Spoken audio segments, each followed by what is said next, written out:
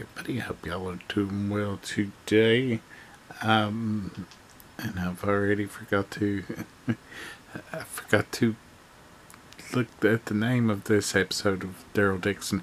This is season one finale. I believe it's Coming Home or Welcome Home or Going Home. It's something with home in it. We left last week with Daryl getting ready to fight the walker that had been shot up. Well, we begin this week with a flashback. Flashback to, like, the beaches of Normandy. Which, of course, Daryl wasn't at. But supposedly his grandfather was. And then he comes to and he fights that walker. He kills that walker, gets a little burnt.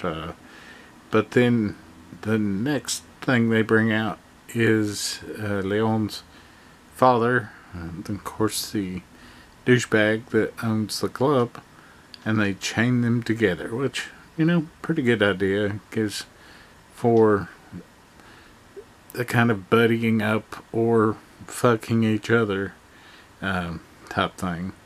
And you think they're going to fuck each other, in a bad way, not in the sexual way, but then you see that Janae and her henchmen show that there's several more of those souped up walkers down in that pit. So they have to fight the walkers. And thought that was a pretty good action set piece, they go so far, and then it gets to the point that, they need help. And the guy from the little community that helped Daryl and them when they got to Paris, he fires a gun, and of course that causes all kinds of commotion, and everybody gets to kind of get away. Then you have a very long protracted set of scenes with Daryl and the group trying to get out of that place. And of course Leon's father gets bit in all that commotion, so they're going to lose him. But they use him pretty well as well. And Daryl cuts his hand off, which is fun. You don't get to see enough mutilation on the show. I mean, you get to see a lot of mutilation of walkers, and Leon actually has to kill his dad to save Isabel. But yeah, I mean, I thought, it's predictable, and maybe that's what people didn't like, but it's hard not to be predictable, especially with a storyline like this. But it's a little predictable, but I thought done fairly well. Way too many commercials. And then Daryl and the gang split off from the people from Paris, and they're trying to get to the place, that they've been trying to get Leon to the whole time. And the car breaks down, and Daryl's working on it and talking, and then nobody's answering him, and he slides back out from under the car, and it's the guy that's been trying to kill Daryl all season, and he's with some of Janae's henchmen, and you think, well, they're all gonna die, and they order the guy that's been trying to kill Daryl to kill Leon, and he decides to kill everyone else because he didn't want to kill the kid, which is admirable, but it also is kind of a cop out, because if there's a season 2, he's probably going to be on it just because it's sort of like an old G.I. Joe type nemesis, like, if G.I. Joe really did their job well, there would not be all these bad guys from Cobra. They'd all be dead. Anyways, they get to the nest, and the nest is a castle on the coast, and there's lots of people there, and they welcome them, and they all kind of grow to enjoy that place. And yeah, I mean, it's like Daryl's home, and you can see what they're trying to do. I'm sure he'll probably go back next season, and he probably won't come back to he probably won't come back to the main show. Well, I mean, the main show's dead anyway, but you get what I mean. If you ever see him, he will be in France, I would think, after he goes back to America one more time, I believe. I don't know. And you never know. Maybe he'll bring the French people to America. Who knows? I did and Janae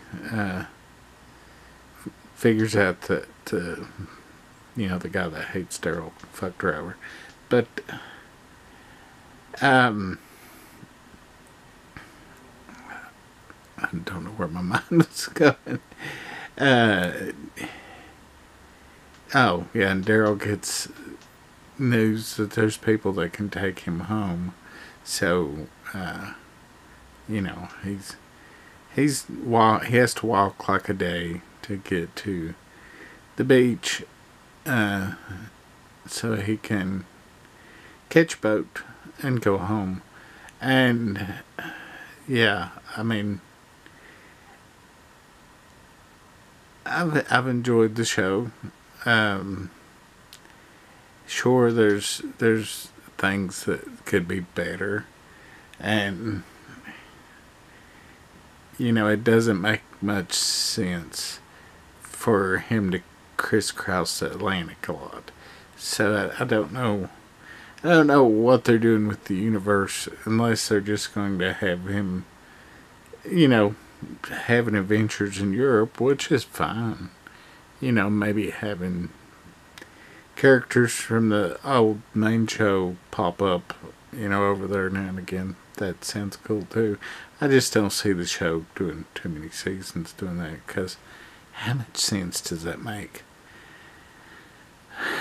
in the post-apocalyptic world? The one real gripe I'll say though is you really felt like you were going to learn more about the virus, because everything that they've had, led up to this, at least in World Beyond and other sources that I've heard on different things, is